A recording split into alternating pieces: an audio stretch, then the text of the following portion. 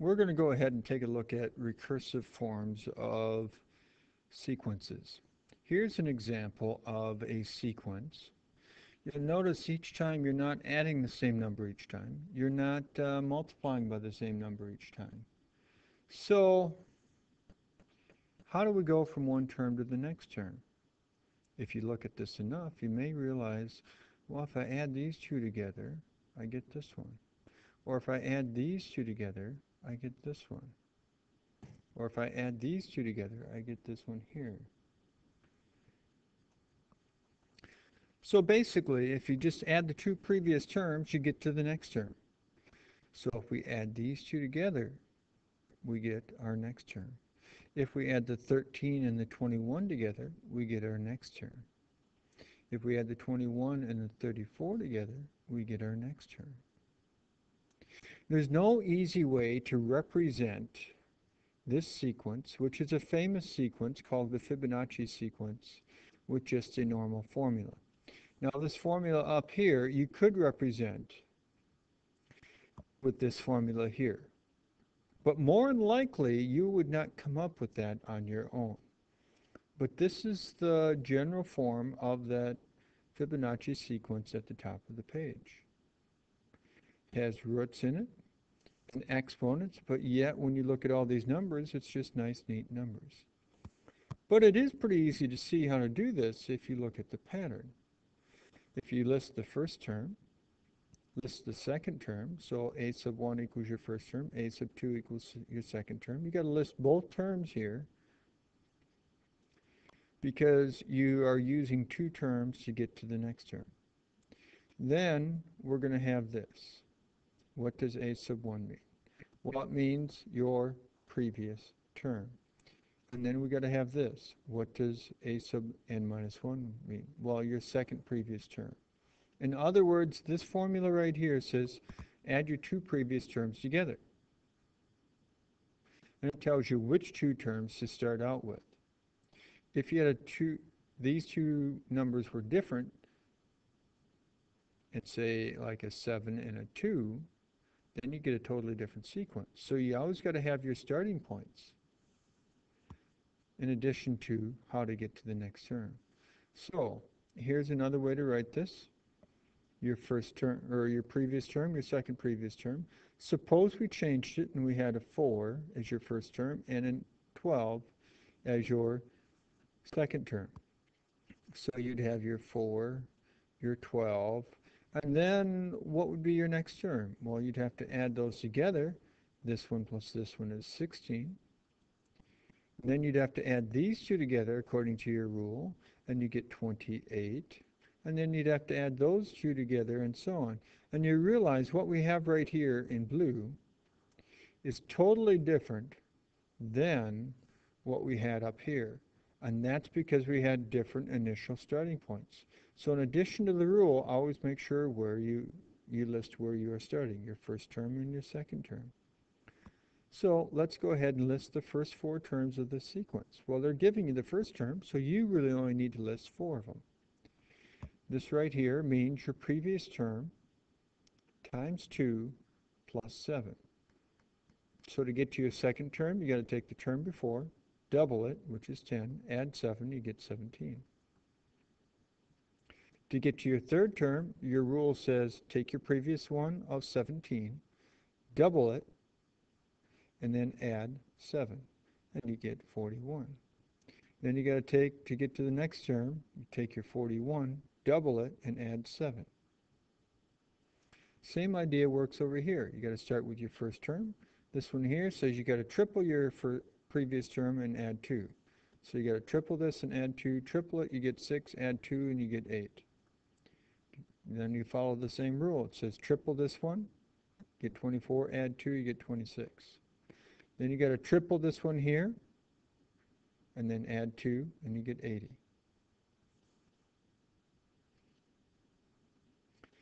Down here, we have our first term. It says to get to your next term, you need to double your previous term, and then subtract 2 times the position of that previous term. So to get to our second term, we're going to go 2 times our previous term, which is 3, minus 2 times, and well, what position is this in? That's your first term, so it's in the first position, so we end up getting 4. We now have our second term listed, so that's in the position 2. So we're going to repeat. We're going to go 2 times our previous term, which is 4, minus 2 times the position of that previous term, which is the second position. We get 8 minus 4, which is also 4, or 0. Okay, just a second here. And you'll realize we have a typo here. This is supposed to be 4. So I'll put that down as 4, which is in the third position, so the position is 3. Now, to get to your next term, you need to go ahead and go 2 times your previous term, which is 4, minus 2 times the position of that previous term, which is 3. So you get 8 minus 3, which is 6. Now that's the fourth number in the sequence. So we have our fourth position. We're now going to go ahead. According to our rule, we got to double your previous term, which is 6, minus 2 times the position of that previous term, which is 4.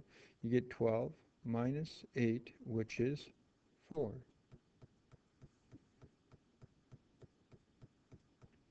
Well, you're basically going and repeating the same process over and over, and that's an iteration. So let's go ahead and look at the iterative process of this one here.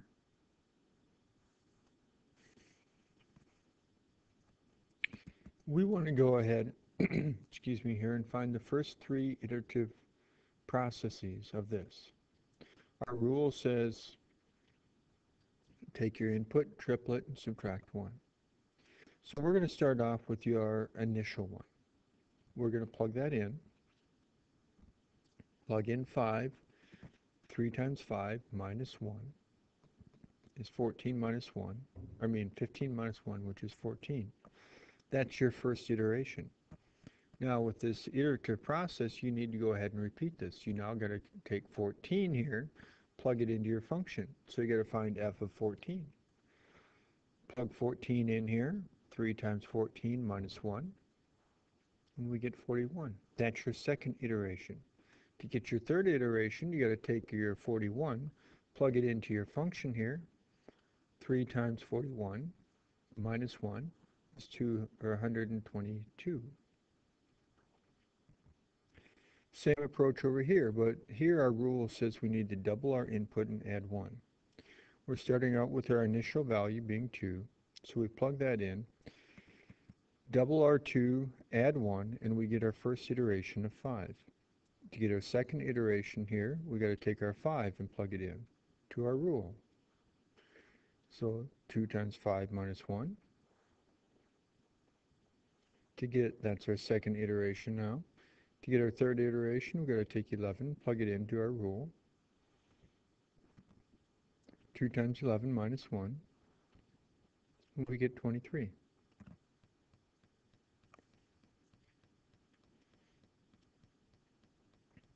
Now this iteration stuff is useful in fractals. Basically fractals is a repeating pattern. If you start out with an equilateral triangle, just a basic equilateral triangle, and then form an additional equilateral triangle on each side, your initial iteration would be this one here. When you form an additional triangle on each side like I have here, we end up getting our second stage, which is our second iteration. So now if we would come along and form an additional triangle on each side,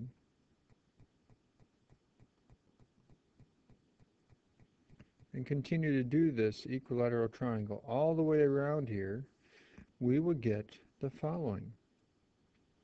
This is your third iteration. Well, let's consider a few things here. How many segments did you have on your first iteration? You just had your 3 sides. What was the length of each side? 9. What was the perimeter? Well, 3 sides at 9 is 27. Well, the number of segments in your second iteration was 12. If you look back there, the length of each segment was 3 long. So your perimeter would have to be 12 segments at 3 each is 36. When you look at your third iteration, it was 48 segments. How long was each one of those? 1. Then your perimeter is 48 times 1, or 48. Now if you look across here, we can see a pattern. You'll notice you're multiplying by 4. So for your fourth iteration, which we didn't draw, you get 192 segments. Here, the length of each segment you'll see is multiplied by 1/3 each time, so we get 1/3 for your next one. So your perimeter, you'd have to go ahead and multiply these together, and we get 64. Notice here, there's a pattern also. You're multiplying by 1.5 each time. Well, let's take a look at different ways to write this. If you're looking at the recursive formulas here, you could write the recursive formula for your segments by stating your first term. Notice you're multiplying by 4 each time. So it's 4 times your previous term. Here, your first term is 9 for your length. And you'll notice you're multiplying by 1/3. So it's 1/3 times your previous term. Here we said we were multiplying by 4/3 each time, times your previous term. Now, that's the recursive formula. If you wanted to write the non-recursive formulas, you could, because you'll notice these are all geometric. So for your first one here, it's your first term times your ratio to the n minus 1. This one here, it's your first term times your ratio to the n minus 1. This one here, it's your first term times your ratio to the n minus 1, because you're dealing with geometric sequences. Now, you'll notice here, your perimeter is continuing to get bigger and bigger and bigger and bigger. And this pattern continues on forever, so you keep adding bigger and bigger numbers. So your perimeter of your snowflake is infinite. However, the area is finite.